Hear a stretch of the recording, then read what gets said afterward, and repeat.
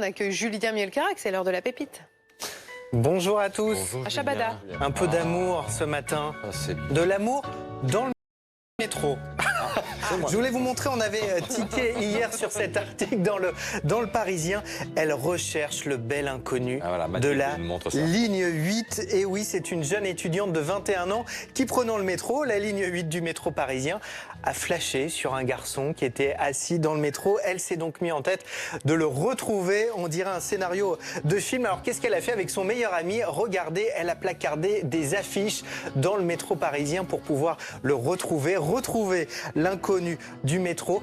Long récit et joli récit sur ce coup de foudre hypothétique. J'ai donc demandé à Lorraine, évidemment, de poser sa voix sur cette belle histoire d'amour.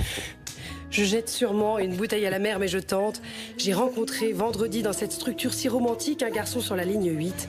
Vers 15 h, ce garçon d'une vingtaine d'années s'assied, sort un livre de Jean-Paul Sartre, me voilà déjà comblé. Il a beaucoup de charme, il a les yeux clairs, les cheveux bouclés et bruns. Le masque ne me permettra pas de donner plus de détails sur son visage. Je rêverais de retrouver ce bel inconnu que je n'ai pas eu le courage d'aborder sur ce siège de la ligne 8. Franchement, c'est pas beau. Elle lance même un compte Instagram, l'inconnu du métro, pour tenter de le retrouver.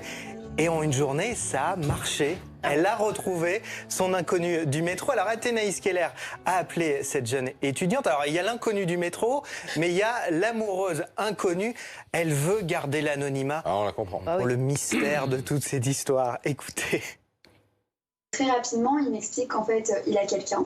Donc, il est en couple. Il avait trouvé ma démarche géniale, mais qu'il était avec cette fille depuis des mois et qu'il l'aimait beaucoup. Bon, vous avez eu la fin de l'histoire, voilà. Elle l'a retrouvé, mais malheureusement, il est pris. Il est déjà très amoureux. Et en fait, normalement, ce que vous auriez dû entendre, c'est que lui-même est tombé sur son fil Facebook, sur cet article du Parisien, et donc sur son compte Instagram. Et il l'a contacté. Le compte Instagram, elle va le garder parce qu'elle a décidé. Alors déjà, elle a le moral, hein, je vous précise quand même, malgré la fin de l'histoire. Elle va le garder pour relayer d'autres appels. Donc, si vous avez un crush dans les transports, vous allez sur Instagram, l'inconnu du métro, vous lui racontez tout ça, elle va vous aider. Non mais c'est dommage, on aurait bien aimé voir le garçon en question, parce que voir une annonce et se dire, mais le bel inconnu, c'est moi. Alors, avec l'existentialisme. L'existentialisme est un narcissisme. Alors Adeline, je te dis la vérité, on a trouvé, nous, le compte du garçon.